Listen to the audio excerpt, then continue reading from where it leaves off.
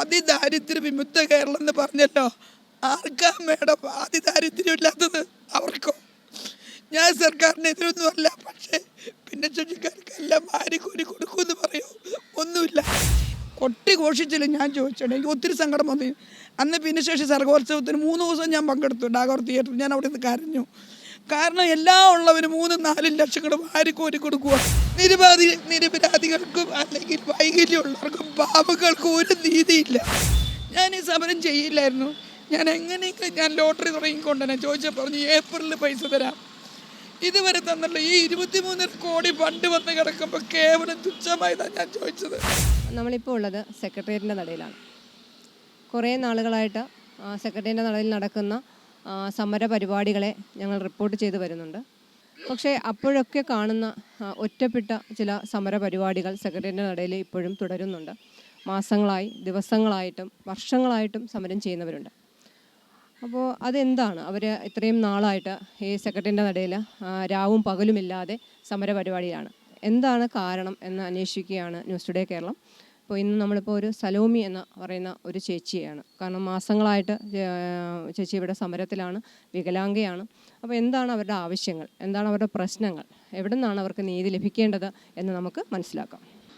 സലോമി ചേച്ചി എവിടെ നിന്ന് വരുന്നു, എന്താണ് ചേച്ചിയുടെ പ്രശ്നങ്ങൾ, എന്ത് നീതിക്ക് വേണ്ടിയിട്ടാണ് ചേച്ചി ഇവിടെ വന്നിട്ടുള്ളതെന്ന്? പിന്നെ കോക്കാട് കുന്നിക്കോട് സ്റ്റേഷൻ്റെ പരിധിയിലുള്ളൊരു അമ്മ റീഹാബിലിറ്റേഷൻ ഫിസിക്കൽ അമ്മ റീഹാബിലിറ്റേഷൻ സെൻറ്ററിൽ വൊക്കേഷണൽ ട്രെയിനിയായിട്ട് വർക്ക് ചെയ്തിരുന്നു. അപ്പോൾ എൻ്റെ ഭിന്നശേഷി പെൻഷനും ഞാൻ വർക്ക് ചെയ്തതിൻ്റെ 7500 രൂപ വെച്ച് ശമ്പളം ഉണ്ടെന്ന് പറഞ്ഞിരുന്നു. അതിൻ്റെ ID പ്രൂഫാണിത്. അപ്പോൾ അവരത് ഏതാനും മാസങ്ങൾക്ക് മുമ്പ് വരെ ഇങ്ങോട്ട് പോരുന്നത് ഞാൻ ഒക്ടോബർ 17-നാണ്. ഒക്ടോബർ 17-ന് 2 മാസം മുമ്പ് വരെ അവർ ഒരു ബുക്കിൽ റവന്യൂ സ്റ്റാമ്പ് ഒട്ടിച്ച് ഒപ്പിടിച്ച് കുറേ ഒപ്പ് എന്നെ കൊണ്ടിടിച്ച് ബാക്കി അവർ കള്ളയൊപ്പിട്ട് ആ പൈസ അവർ തന്നെ എടുത്തുകൊണ്ടിരിക്കുമായിരുന്നു. അങ്ങനെ സർക്കാരിൻ്റെ ചെക്കിങ് വന്നപ്പോൾ അവർ 2 മാസത്തെ മാത്രം പെൻഷൻ സാലറി എൻ്റെ അക്കൗണ്ടിലിട്ടു. എൻ്റെ അക്കൗണ്ടിൽ രേഖയുണ്ട്. അപ്പോൾ അത് അങ്ങനെ ചെയ്യാൻ പറ്റില്ല എന്ന് എന്നെ എൻക്വയറിക്ക് വന്നവർ പറഞ്ഞപ്പോഴാണ് 2 മാസത്തെ മാത്രം എൻ്റെ അക്കൗണ്ട് ബുക്കിൽ വന്നിട്ടുണ്ട്. അപ്പോൾ ഇതിൽ ഈ 4 അതായത് 2021 ഓഗസ്റ്റ് 13 മുതൽ 2025 ഒക്ടോബർ 17 വരെയുള്ള എൻ്റെ ഭിന്നശേഷി പെൻഷനും ജോലി ചെയ്ത വകയിലായിട്ട് 4,51,800 രൂപ അത് അവർ ATM ഇട്ട് വിഡ്രോ ചെയ്തു. അപ്പോൾ ഞാൻ വീണിട്ട് അവർ തിരിഞ്ഞു നോക്കിയില്ല. അങ്ങനെയാണ് ഞാൻ പോരാൻ തീരുമാനമെടുത്തത്. വീണ് തീരെ വയ്യാണ്ടായി, ഞാൻ മുട്ടയിലഴയുന്ന അവസ്ഥയായി. അവർ ഹോസ്പിറ്റലൊന്നും കൊണ്ടുപോയില്ല. അങ്ങനെ ഇവിടെ ബാങ്കിൽ വന്നപ്പോൾ ഞാൻ ജോഷു അച്ഛനെ കണ്ടു. 4-5 പോയി അച്ഛനോട് പറഞ്ഞിട്ട് ഞാൻ തിരിച്ചു പോന്നു. പോരുന്ന സിസ്റ്റർ എന്നെ അടിക്കാൻ വേണ്ടി കൈ ഓങ്ങി ഒന്ന് ചാടി വന്നത്. കാരണം വേറെ ഒന്നുമല്ല. ഞാൻ മദറിനോട് ഞാൻ പറഞ്ഞു എനിക്ക് മദറിനോട് കുറച്ച് കാര്യങ്ങൾ സംസാരിക്കുന്നുണ്ടെന്ന് പറഞ്ഞു. അപ്പം ഞാൻ ഒരേ ഒരു ചോദ്യം ചോദിച്ചു, ആണുങ്ങളായ സ്റ്റാഫുകൾ കടിഞ്ഞാടാനുള്ള വസ്തുവാണ് പെണ്ണുങ്ങളായ സ്റ്റാഫ് ഞാൻ ചോദിച്ചപ്പോൾ എന്നോട് പറഞ്ഞു ഇൻമേറ്റ്സിൻ്റെ മുമ്പിൽ വെച്ച് കാര്യം വെളിപ്പെടുത്തില്ലെന്ന് പറഞ്ഞു. അപ്പോൾ മീറ്റിംഗ് എല്ലാ മാസത്തിൽ ഒരു വെള്ളിയാഴ്ച മീറ്റിംഗ് ഉള്ളതാണ്. കുറേ കാലമായിരുന്നു മീറ്റിംഗ് വന്നിട്ട്. ആ ഒരു കാര്യത്തിൽ പിന്നെ സിസ്റ്ററിനെ എന്നെ അവിടെ നിന്ന് പുറത്താക്കണം എന്നാണ് ആഗ്രഹം. അങ്ങനെ സിസ്റ്റർ അടിക്കാനൊക്കെ വന്നു. എന്നോട് പറഞ്ഞു അവരുടെ വണ്ടിയിൽ കയറാൻ പറഞ്ഞു. ഞാൻ പറഞ്ഞു നിങ്ങളുടെ വണ്ടി ഞാൻ കയറില്ല, എനിക്ക് വേറൊരു വണ്ടി പിടിച്ചു തന്നാൽ എന്ന് പറഞ്ഞു. അങ്ങനെ വേറൊരു വണ്ടി പിടിച്ചു വന്നു. ഞാൻ അന്ന് തന്നെ ഹോസ്പിറ്റലിൽ പോയി. അപ്പോൾ തന്നെ ഡോക്ടർ 2 കാലയിലും പ്ലാസ്റ്റർ ഇടണമെന്ന് പറഞ്ഞു. പ്ലാസ്റ്റർ ഇട്ട് കഴിഞ്ഞാൽ എനിക്ക് സ്വയം ഒന്നും ചെയ്യാൻ പറ്റാത്തതുകൊണ്ടാണ് ഇങ്ങനത്തെ ഈ സാധനം ഇതായത്. അന്ന് മുതൽ ട്രീറ്റ്മെൻറ്റിലാണ്. അതിന് ശേഷം ഒരു സർജറി കഴിഞ്ഞു. ഈ പെൻഷൻ്റെ ഈ പൈസയ്ക്ക് വേണ്ടി ഞാൻ Bindu minister, Kadannappally Ramendran sir, DGP, CM ഇവർക്കെല്ലാം പരാതി കൊടുത്തു. എല്ലാ പരാതിയുടെ ഇതും പിന്നെ കൊട്ടാരക്കര SP-ക്കും DYSP-ക്കും കുന്നിക്കോട് സ്റ്റേഷൻ്റെ പരിധി വരെ എത്തിയെന്ന് പറഞ്ഞു. ഇതുവരെ ഒരു കാര്യങ്ങളും ചെയ്തിട്ടില്ല. 4 മാസം കഴിഞ്ഞ് ഞാനിവിടെ സമരം തുടങ്ങി. അത്രയും കാലം കാത്തിരുന്നിട്ടൊന്നും ആകാത്തതുകൊണ്ടാണ് ഈ സമരം തുടങ്ങിയത്. ജനുവരി 17 മുതൽ സമരം തുടങ്ങിയിരുന്നു.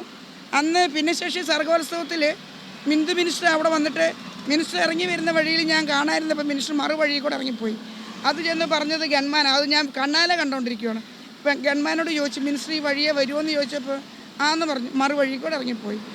അപ്പം ഞാനൊന്ന് ചോദിച്ചോട്ടെ, ഭിന്നശേഷിക്കാരെ അകമഴിഞ്ഞ് സ്നേഹിക്കുക, അവർക്ക് വേണ്ടി എല്ലാ കാര്യങ്ങളും ചെയ്യുമെന്ന് പറയുന്ന ഇവർ തന്നെ എന്തുകൊണ്ടാണ് ഭിന്നശേഷി 70% ഭിന്നശേഷിയായി ഞാൻ എന്ന വ്യക്തി ഇത്രയും ദിവസമായിട്ടും തിരിഞ്ഞു നോക്കാത്ത? എല്ലാവരും ഭിന്നശേഷിക്കാരല്ലേ? അതോ പണവും സ്വാധീനവും സമ്പത്തുള്ളവർക്കും മാത്രമേ മിനിസ്റ്ററും നിയമങ്ങളും ഉള്ളൂ? എനിക്ക് ഈ പൈസ ഈ 4,51,800 രൂപ കിട്ടിക്കഴിഞ്ഞാൽ ഞാൻ സമരം നിർത്തും. കാരണം ഞാൻ സർക്കാരിനെതിരല്ല, സിസ്റ്റേഴ്സിനെതിരെയാണ്. ഇനി ഒരു വികലാംഗരും, പ്രത്യേകിച്ച് ഭിന്നശേഷിക്കാർ, അറിവില്ലാത്തതിൻ്റെ പേരിലോ പിടിപാടില്ലാത്തതിൻ്റെ പേരിലോ അല്ലെങ്കിൽ നീതി ലഭിക്കാത്തതിൻ്റെ പേരിൽ ഇങ്ങനെ ചീറ്റ് ചെയ്യപ്പെടാൻ പാടില്ല. അതിന് ഞാനെങ്കിലും എന്നെപ്പോലുള്ള ഒരു വ്യക്തിയെങ്കിലും ഇത് വെളിച്ചത്ത് കൊണ്ടുവന്നെങ്കിൽ മാത്രമേ ഒത്തിരി ആൾക്കാർ, ഭിന്നശേഷിക്കാർ ഇപ്പോഴും 4 ചുമരുകൾക്കുള്ളിൽ തളയ്ക്കപ്പെട്ടും ചങ്ങലയിൽ പൂട്ടപ്പെട്ടും ഒത്തിരി ആൾക്കാരുണ്ട്. എന്തുകൊണ്ട് ഇവർ സെൻസസ് എടുക്കുന്നില്ല? സെൻസസ് എടുത്തു കഴിഞ്ഞാൽ എന്തോരം വികലാംഗരെ മക്കളെ വെളിയിൽ കൊണ്ടുവരാൻ പറ്റുമെന്നറിയാമോ? എന്നെപ്പോലെ വേദനിക്കുന്ന ഒത്തിരി ആൾക്കാർ ഓരോ സ്ഥാപനത്തിൽ കൂടി ഉണ്ട് മാഡം.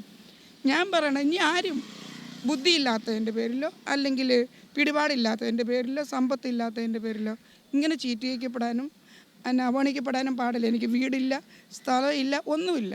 ഞാൻ പറയാൻ പറ്റുന്നത്രയും പറഞ്ഞു. വികലാംഗക്ഷേമ കോർപ്പറേഷനിൽ എനിക്ക് സങ്കടമാവുന്നില്ല. ഞാൻ പറഞ്ഞു എനിക്ക് ലോട്ടറി തുടങ്ങാൻ വേണ്ടി ഇത് ചോദിച്ചപ്പോൾ അവർ 23 കോടി വന്നിട്ടുണ്ടെന്ന് പറഞ്ഞു. ലോട്ടറി തുടങ്ങാൻ വേണ്ടി പൈസ ചോദിച്ചപ്പോൾ മൊയ്തീൻകുട്ടി സാറേ, ഞങ്ങളുടെ MD എന്നോട് പറഞ്ഞു 2025 ഇത് കൊടുത്തു തീർന്നു, 26 ഏപ്രിലിൽ തരാമെന്ന്. ഞാൻ ചോദിച്ചോട്ടെ, എന്തായാലും എപ്പോഴെങ്കിലും തരേണ്ടതാണ്. ഞാൻ ഈ സമരം ചെയ്യില്ലായിരുന്നു. ഞാൻ എങ്ങനെയെങ്കിലും ഞാൻ ലോട്ടറി തുടങ്ങിക്കൊണ്ടുതന്നെ ചോദിച്ചാൽ പറഞ്ഞു ഏപ്രിലിൽ പൈസ തരാം. ഇതുവരെ തന്നല്ല. ഈ 23 കോടി ഫണ്ട് വന്ന് കിടക്കുമ്പോൾ കേവലം തുച്ഛമായതാണ് ഞാൻ ചോദിച്ചത്. ലോട്ടറി തുടങ്ങാൻ വേണ്ടി ഞാൻ ഒത്തിരി ആൾക്കാരോട് ചോദിച്ചു, പലിശയ്ക്ക് എടുക്കാൻ ചോദിച്ചു. സെക്രട്ടേറിയറ്റ് പലിശയ്ക്ക് കൊടുക്കുന്ന ഒരാളെ ചോദിച്ചു, പറഞ്ഞു അത് കാറിൻ്റെ എവിഡൻസ് ഉണ്ടെങ്കിൽ പൈസ തരാം, എത്ര വേണേലും. ഞാൻ എവിടുന്നാ വേണം കാറിൻ്റെ എവിഡൻസ് കൊടുക്കുക? ഞാൻ പിരിവിനെടുക്കാൻ നോക്കി, അതും നടക്കില്ല. വികലാംഗക്ഷേമ കോർപ്പറേഷൻ ചെന്ന് ഇതേപോലെ വീൽ ചെയർ എനിക്ക് ആദ്യം തന്നു.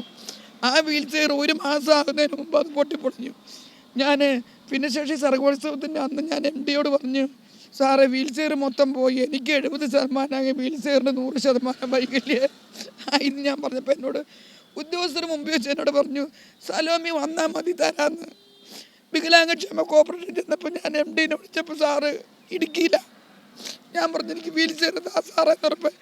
നിനക്കല്ല ഞാൻ 2 മാസം മുമ്പ് ഞാൻ വീൽ ചെയർ തന്നത്, നിൻ്റെ വീൽ ചെയർ മാത്രം എങ്ങനെ അപ്പോൾ പോണേ?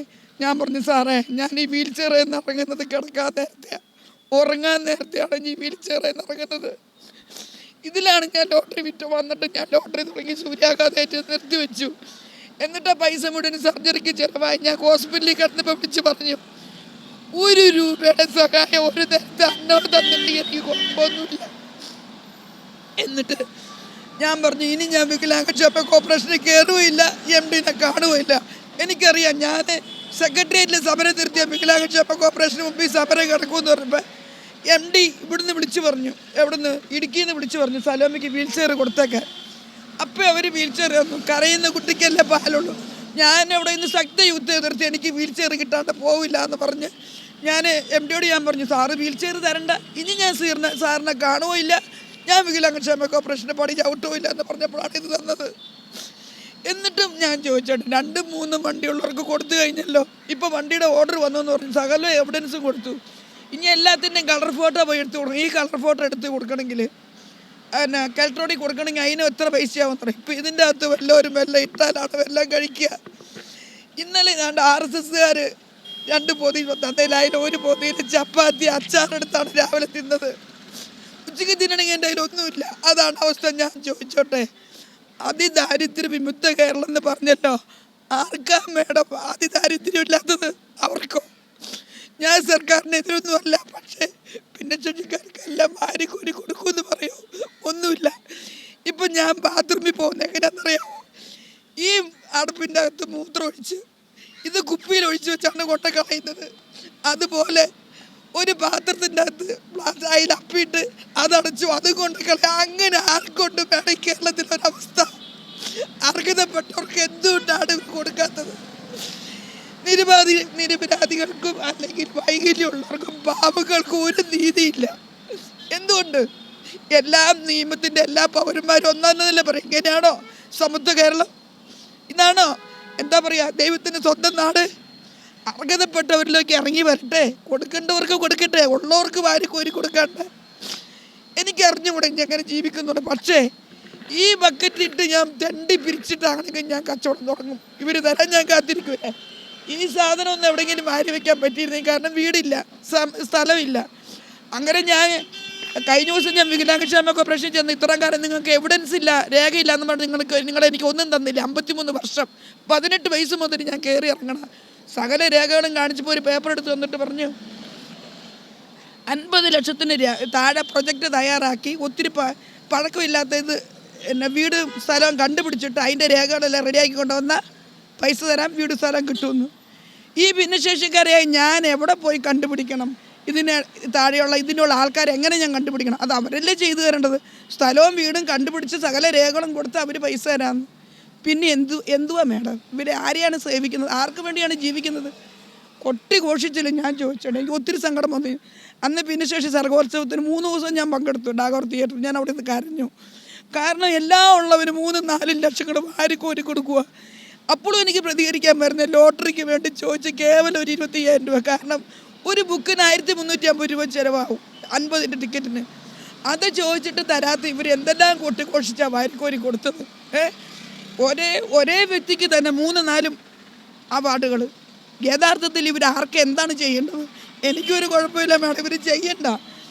ഇപ്പം ഞാൻ പഠിച്ചു സർക്കാർ എന്താണെന്നും LDF എന്താണ്, UDF എന്താണെന്നും BJP എന്താണെന്നും ഞാൻ പഠിച്ചു. അവർ എന്ത് ചെയ്യുന്നു എന്ത് ചെയ്യില്ല എന്നും ഞാൻ പഠിച്ചു. അതുകൊണ്ടാണ് ഞാൻ മിണ്ടാണ്ടിരിക്കുന്നത്. എനിക്കറിയില്ല എന്നിട്ടല്ല. എൻ്റെ 4 ജോലിയുടെ ഓർഡർ കോൺഗ്രസ്സുകാർ മറച്ചു വിറ്റവരാ. എന്നെ നിരപരാധിയായി എന്നെ 2 പ്രാവശ്യം കോടതി കയറ്റിയവരാ. ഞാൻ ഒന്നും മിണ്ടിയിട്ടില്ല.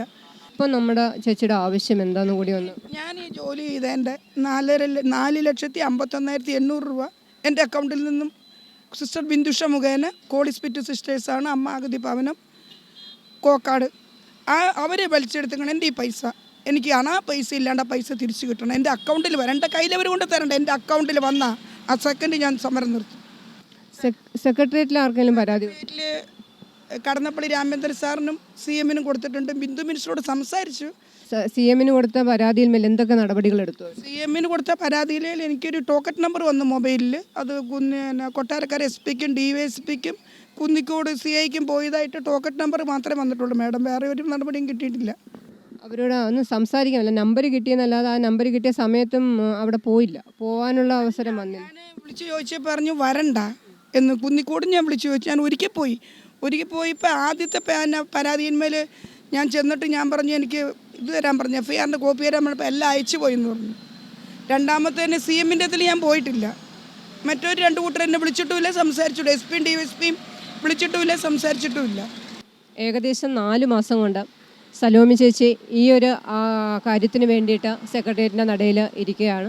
വിവിധ സ്ഥലങ്ങളിൽ സെക്രട്ടേറിയറ്റിനകത്തും CM-നും പരാതി കൊടുത്തിട്ടുണ്ട്. പക്ഷേ വേണ്ടത്ര നടപടി ഏതൊരു ഭാഗത്തു നിന്നും വേണ്ടത്ര നടപടി, അത് നീതി കിട്ടുന്ന തരത്തിലുള്ള ഒരു നടപടികളും സലോമി ചേച്ചിക്ക് ഇതുവരെ കിട്ടിയിട്ടില്ല. അവരുടെ ചെറിയൊരു ആവശ്യമാണ്, അല്ലെങ്കിൽ അവർക്ക് നീതി കിട്ടണമെന്നുള്ളത് അവരുടെ ഒരു ആവശ്യമാണ്. അവർ ഇത്രയും നാൾ ജോലി ചെയ്ത സ്ഥാപനത്തിൽ നിന്നാണ് അവർക്ക് അവരുടെ ശമ്പളം കിട്ടാതെ വരുന്നത്. അത് ഒന്ന് ഇടപെട്ട് ഭിന്നശേഷി പെൻഷനുമുണ്ട്. അപ്പോൾ അത് ഇടപെട്ട് ഒന്ന് സർക്കാരിൻ്റെ ശ്രദ്ധയിലൊന്ന് പെടുക. കാരണം നമ്മുടെ സെക്രട്ടേറിയറ്റിൻ്റെ നടയിലാണ് 4 മാസമായിട്ട് ഭിന്നശേഷിക്കാരിയായ സലോമി ചേച്ചി ഇരിക്കുന്നത്. ചേച്ചിക്ക് യാത്രാ സൗകര്യം വളരെ കുറവാണ്. ആ ഒരു വീൽ ചെയറിൽ. അപ്പോൾ അവർക്ക് ഒരു സ്ഥലത്ത് കയറി അവരുടെ പരാതികൾ പറയാനോ അല്ലെങ്കിൽ ഒരു സ്ഥലത്ത് നിന്ന് മറു സ്ഥലത്തേക്ക് പോകാനോ ഒന്ന് ബാത്റൂമിൽ പോകാൻ പോലും പറ്റാത്ത സാഹചര്യത്തിൽ ആണ് ഈ സെക്രട്ടേറിയറ്റിൻ്റെ നടയിൽ നീതി കിട്ടുന്നതിന് വേണ്ടിയിട്ട് സമരം ചെയ്യുന്നത്. എന്തുമാത്രം കഷ്ടപ്പെട്ടിട്ടാകാം, എന്തുമാത്രം ബുദ്ധിമുട്ടിയിട്ടാകാം ഒരു സ്ത്രീ എന്ന നിലയ്ക്ക് രാവും പകലുമില്ലാതെ അവർ ഈ സെക്രട്ടേറിയറ്റിൻ്റെ നടയിൽ ഇരിക്കുവാണ്. അപ്പോൾ ഇവിടെ അത്രമാത്രം ബുദ്ധിമുട്ടി ഒന്ന് ബാത്റൂമിൽ പോകാൻ, നമ്മൾ സ്വകാര്യമായി നമുക്ക് ചെയ്യേണ്ട ചില പ്രൈവറ്റ് കാര്യങ്ങൾ അതുപോലും പറ്റാതെ ഇവിടെ ഇങ്ങനെ കിടക്കുമ്പോൾ ഒരു വാക്ക് ചോദിക്കാൻ നമുക്ക് പറ്റുന്നില്ല എന്ന് വെച്ച് കഴിഞ്ഞാൽ അത് വളരെ പരാജയമെന്നേ നമുക്ക് പറയാൻ പറ്റുള്ളൂ.